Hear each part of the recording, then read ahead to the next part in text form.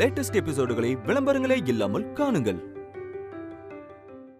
ஒவ்வொரு தடவையும் இந்த வெட்டிங்க பார்க்கும் போதெல்லாம் எனக்கு கல்யாணம் நடந்தா இந்த மாதிரி சர்ச்சில் கிறிஸ்டின் வெட்டிங் தான் நடக்கணும்னு ரஜினி சொல்லிக்கிட்டே இருப்பா.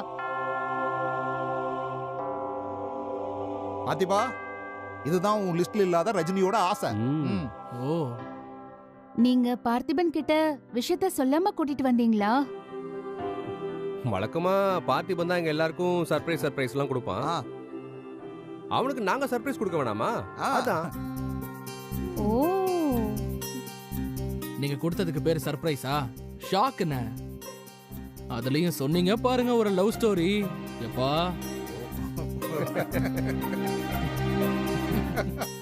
சும்மா விளையாட்டு பார்த்திபா. சரி, கல்யாணம் பண்ண போறேன்னு கூட்டிட்டு வந்திருக்கீங்க. ஆமா, இங்க கல்யாணம் பண்ண நிறைய ரூல்ஸ் அண்ட் ரெகுலேஷன்ஸ் இருக்குமே. அது புதுசா கல்யாணம் பண்றவங்களுக்கு தான். நீங்க 2 பேரும் ஆல்ரெடி மேரிட் தானே?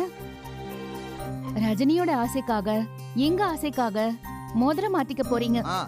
அதெல்லாம் சொல்லி ஸ்பெஷல் பெர்மிஷன் வாங்கியிருக்கேன். ஆமா ஆமா.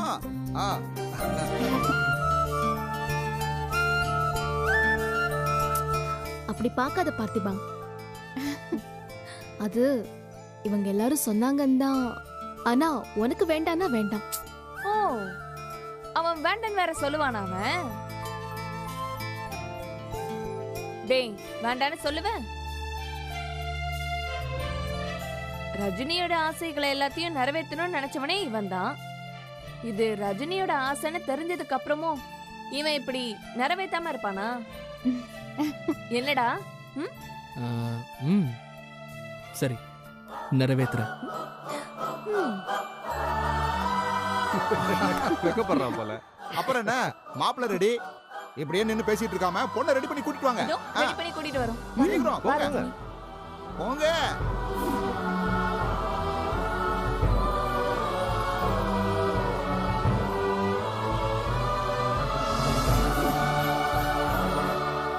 ஏன் உம்முன்னு இருக்க பார்த்திபா? சரி, நீங்கெல்லாம் யாரு? நாங்க நேத்து எஸ்தரோட வந்து பார்த்தோமே. ஓ, ஃபாதர், இவன்தான் கல்யாண மாப்பிள்ள பார்த்திபன்.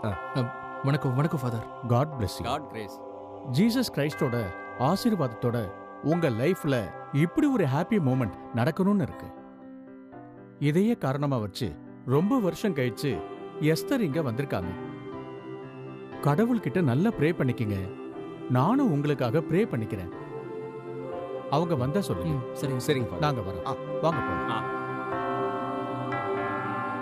சகல, நாம நினைச்ச மாதிரி எல்லாம் நடக்குது. ஆமா சகல, சந்தோஷம் சகல. ஆமா. பார்த்திபா, என்னாச்சு? ஏன் திடீர்னு ரொம்ப அமைதியாயிட்ட? எனக்கு கில்ட்டியா இருக்கு பாஸ். என்ன கில்ட்டியா இருக்கா? ஏன், எதுக்கு? இல்ல, நான் ஊருக்கு கிளம்ப நேரம் ரொம்ப கம்மியா தான் இருக்குண்ணே. அதுக்குள்ள இந்த மாதிரிலாம் பண்றது ஒரு மாதிரி இருக்கு. பாத்திபா, ஃபாதர் சொன்னதை கேட்டல்ல? இதெல்லாம் நாம முடிவு பண்ணி நடக்கிறது இல்ல. இப்படி நடக்கணும்னு அவன் டிசைட் பண்ணி வச்சிருக்கான். அதே மாதிரி ஃபாரின் போக போறோம்னு நீ நினைச்சுக்கிட்டு இருக்க. அதையும் அவன் ஏற்கனவே டிசைட் பண்ணி வச்சிருப்பான். அதனால ரொம்ப ஃபீலெல்லாம் பண்ணிட்டு இருக்காத. நாளைக்கு என்ன நடக்க போகுதோன்னு நினைச்சு இப்ப இந்த மொமெண்ட்டை மிஸ் பண்ணிடாத. என்ஜாய் பண்ணு பார்த்திபா. பார்த்திபா, ரஜினி முகத்தை பாத்தியா? அவங்க முகத்துல அவ்வளவு சந்தோஷம். பார்த்திபா, 10 நாள் இருக்கு 20 நாள் இருக்குன்னு நீ போட்டு கன்ஃபியூஸ் பண்ணிக்காத. எத்தனை நாள் இருக்க போறோங்கிறத விட எப்படி இருக்க போறோங்கிறது தான் முக்கியம். ஆமா. சோ ஹாப்பியா இரு. ஹாப்பியாவே எல்லாமே நடக்கும். ஆமா பார்த்திபா. இங்க பாரு, உன் கூட 100 வருஷம் வாழ்ற சந்தோஷத்தை ரஜினி கண்ணில் நான் பார்த்தேன். அப்படி அவங்க சந்தோஷமா இருக்கணும் தானே நீ அவங்க ஆசையெல்லாம் நிறைவேற்றி வைக்கிறேன்னு சொன்ன. அதை பத்தி மட்டும் யோசி. அது எல்லாமே சரிதான் பாஸ். ஆனாலும்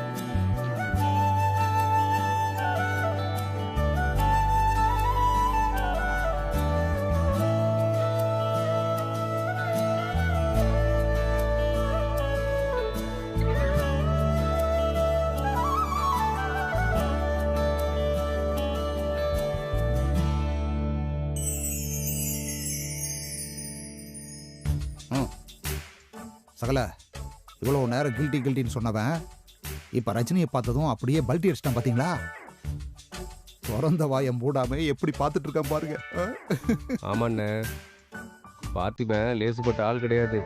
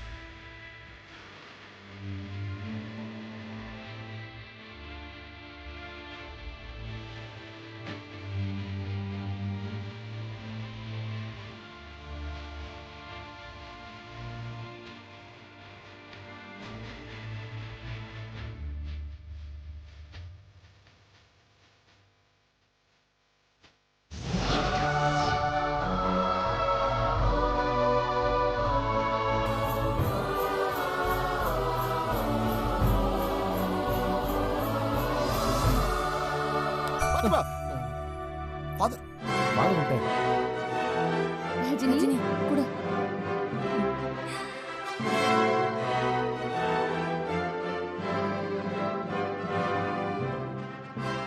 அன்புமிக்க மணமக்களே, திருச்சபை திருப்பணியாளர்கள் முன்பாகவும் இத்திருக்கூட்டத்தின் முன்னிலையில் உங்கள் அன்பை நம் ஆண்டவர் முத்திரையிட்டு காத்தருளுமாறு இங்கு வந்திருக்கிறீர்கள்.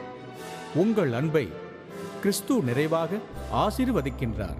ஏற்கனவே அவர் உங்களை ஞானஸ்நானத்தால் ஆசீர்வதித்துள்ளார். இப்பொழுது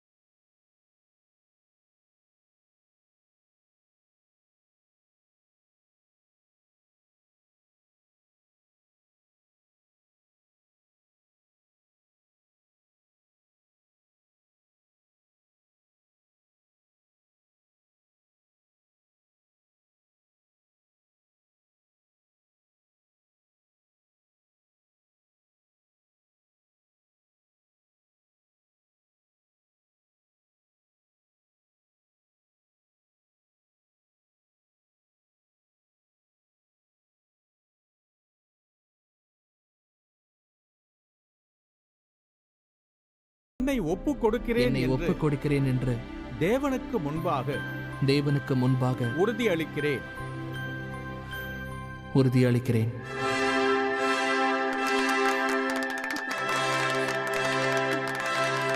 இப்போ நீங்க சொல்லுங்க. ரஜினியாகிய நான் பார்த்திபனாகிய உங்களை என் கணவராக ஏற்றுக்கொண்டு கர்த்தருடைய பரிசுத்த பிரமாணத்தின்படி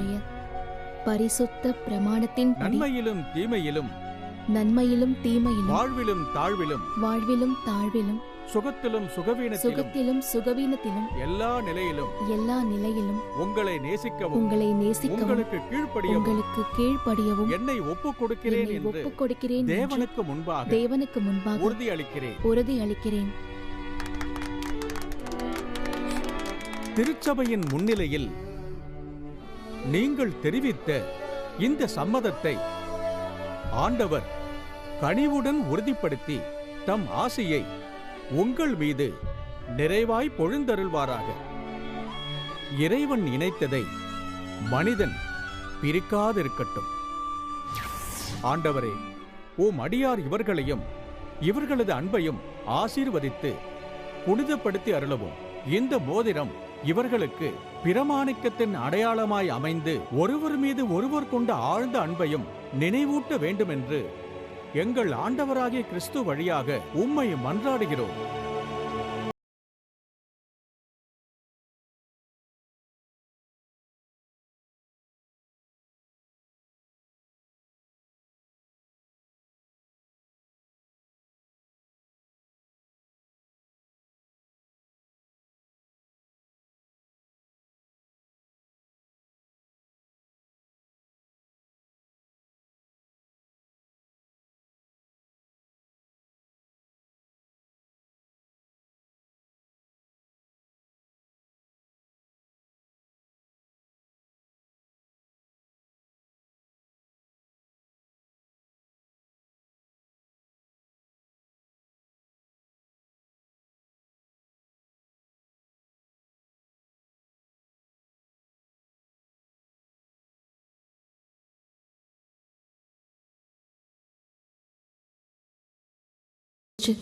எங்கேயும் எப்பவும் என்னை விட்டு கொடுக்காம இருந்தவன் தான் பார்த்திபன்.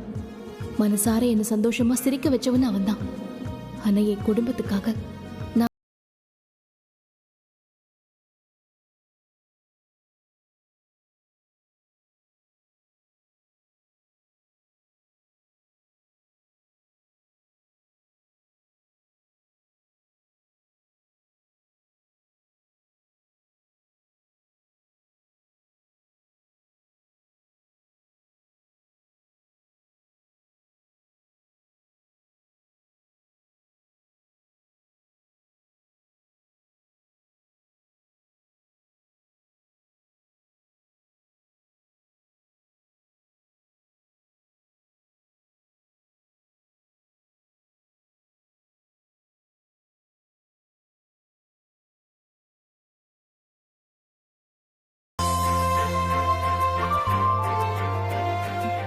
ரஜினி இந்தா இது அப்படியே பின்னாடி தூக்கி போடு. சரளா வாங்க நம்மளும் போய் கேட்ச் பண்ணலாம். ஹலோ, எங்க போறீங்க? இதெல்லாம் கல்யாணம் ஆகாதவங்க பிடிக்கிறது. முத வாட்டி நினைச்சபடி கல்யாணம் நடந்திருந்தா நாங்க எப்படி ஆயிருக்க போறோம்? சரி, இந்த வாட்டியாவது போடுங்க. நல்லதா நடக்குதான்னு ட்ரை பண்றோம். அது சரி, அது சரி. ட்ரை பண்ணுவீங்க. இதெல்லாம் உங்க வீட்டுக்கு தெரிஞ்சதுன்னா ராதிகாவும் சங்கரியக்காவும் சேர்ந்து உங்களை அடிப்பாங்க. இப்போ போய் அவளை பத்தி ஞாபகப்படுத்திட்டு இருக்கீங்க. ரஜினி, நீ தூக்கி போடு.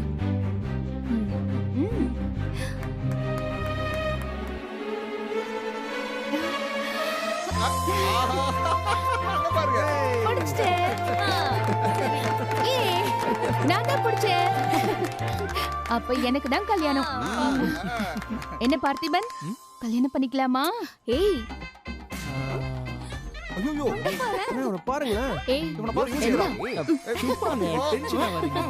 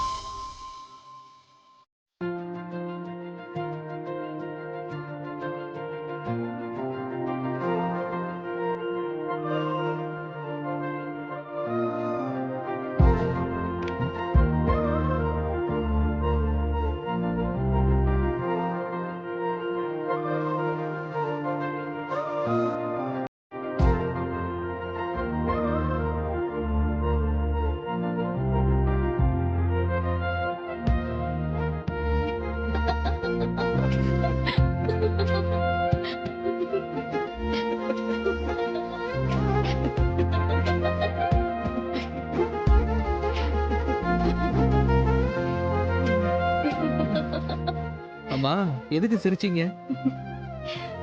நீயும் தானே சிரிச்ச. நீ எதுக்கு சிரிச்ச?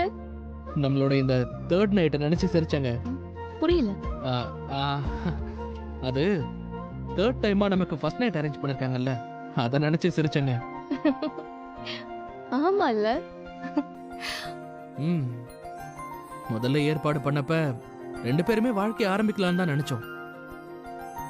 ஆனா அனிதா வந்து குழப்பி விட்டா. அதுக்கப்புறம் உங்க அம்மா எங்க அம்மாவா மாதிரி ஏற்பாடு பண்ணாங்க. அப்போ நீங்க கொண்ட கொள்கையில உறுதியா இருந்து என்ன வெளிநடப்பு செய்ய வச்சிட்டீங்க.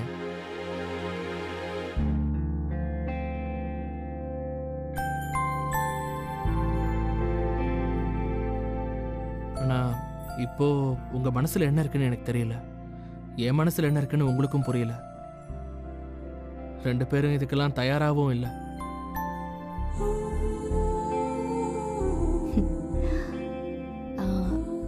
எனக்கும் இது ஒன்றும் புதுசெல்லாம் இல்லை. என் வாழ்க்கையில எப்பவுமே இப்படிதான் நடக்கும். எப்படி? நான் ஆசைப்படுற விஷயம் நான் ஆசைப்படும் போது கிடைக்காது. இனிமே இது நமக்கு கிடைக்காது, வீணா ஆசைப்படக்கூடாதுன்னு நினைக்கும் போது கிடைக்கும். என்கிட்டயே தான் இருக்கும், ஆனா அது என்னோடதான் இருக்காது.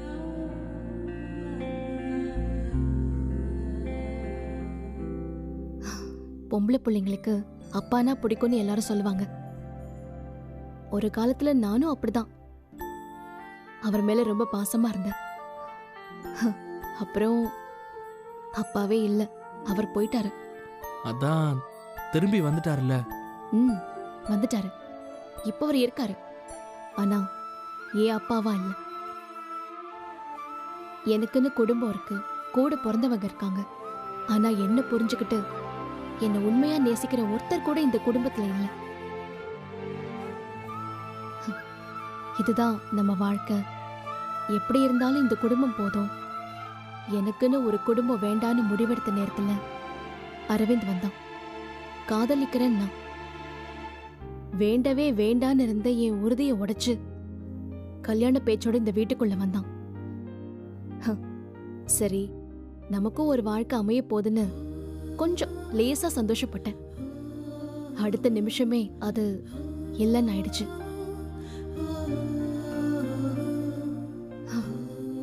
முதல்ல இருந்ததை விட இன்னும் 100 மடங்கு எதுவும் எனக்கு வேண்டான்னு உறுதியா நின்ன. அப்பதான் நீ வந்த. எங்கேயும் எப்பவும் யாருக்காகவும் உன்னை விட்டு கொடுக்க கூடாதுன்னு முடிவெடுத்து உங்க வீட்ல உன் அம்மா அப்பாவோட சேர்ந்து வாழணும்னு சந்தோஷமா ரெடியான.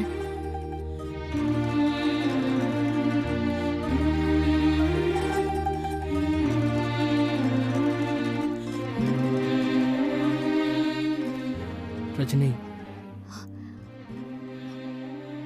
அனிதா என்னை விட்டு போவான்னு நான் நினைச்சதே இல்லை. அவ என்னை விட்டு போனா. அவ தான் இப்ப புரிஞ்சுக்கிட்டாளே. உங்க கூட தானே இருக்கா? அவ இருக்கா.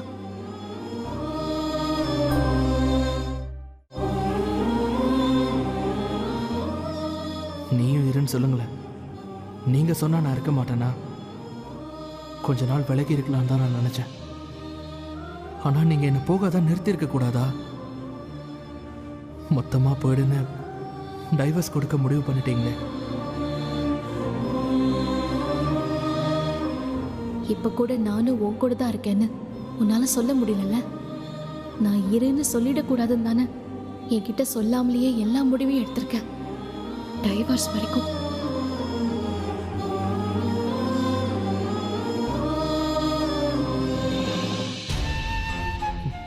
ஏங்க, உங்க லைஃப்ல எல்லாமே இருக்கும், ஆனா எதுவுமே இருக்காதுன்னு சொல்றீங்க. என் லைஃப்ல இது வேணும் அது வேணும்னு நான் எதையுமே தேடி போனதில்லை. எல்லாமே என்ன தேடி தான் வந்திருக்கேன். நான் நினைச்சது எல்லாமே எனக்கு கிடைச்சிருக்கு. ஆனா என் லைஃப்ல என்ன இருந்தாலும் எவ்வளோ இருந்தாலும் யாராலையும் எதாலையும் ரீப்ளேஸ் பண்ணவே முடியாத 2 விஷயத்தை இழந்துட்டேன். ஒன்று எங்க அப்பா, இன்னொன்று நான் தானே. சொல்லு பார்த்திபா, சொல்லு. நீங்க தான் ரஜினி. சொல்லு பார்த்திபா. அது எனக்குன்னு ஒரு குடும்பம். என்னமோ தெரியல, அது மட்டும் எனக்கு சின்ன வயசுல இருந்து அமைஞ்சதே இல்லை. அங்க அப்பா அம்மா அனிதான்னு எல்லாருமே இருப்பாங்க. ஆனா நான் எப்பவுமே என் லைஃப்பை என்ஜாய் பண்றதா நினைச்சுக்கிட்டு தனியா சுத்திட்டு இருப்பேன். இங்க வந்ததுக்கு அப்புறம் இது என் குடும்பமா தான் நினைச்சேன். ஆனா என்னை ஏத்துக்க இங்க யாருமே இல்லை. எல்லாரும் இருந்தாலும் கூட யாருமே இல்லாம தனியா இருக்கணுங்கிறது என்னோட டிசைன் போல இருக்கு.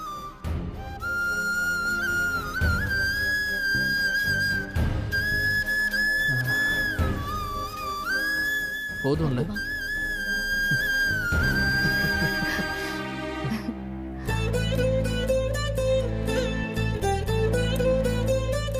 இந்த மாதிரி சென்டிமெண்டாலாம் இருக்க கூடாதுன்னு நானே சொல்லிட்டு இப்படி பேசிட்டு இருக்கேன் பாரு. நான் மட்டும் என்ன ஓவரா தான் போயிட்டேன்ல.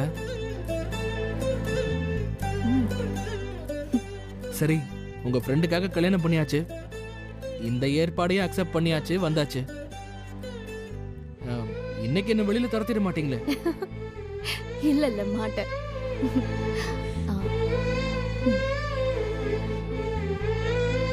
இந்தா உன் பங்கு.